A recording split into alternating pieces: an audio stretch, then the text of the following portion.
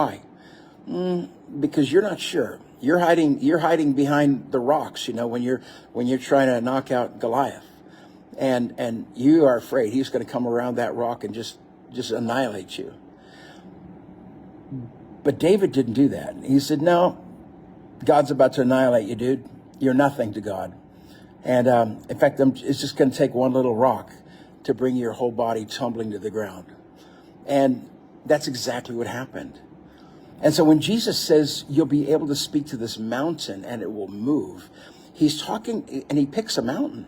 He picks something huge, something that everyone knows a mountain is large. And he says, if you have the faith of a mustard seed, just tiny faith, you can speak to this mountain and it will move.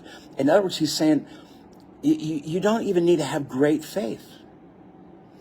What you really need to have is sight that sees every obstacle as nothing in the sight of God. And that God will move this mountain because you're just speaking to something tiny. And it's squealing and it's squawking and it has no ability to do what God doesn't will stop if we speak to it.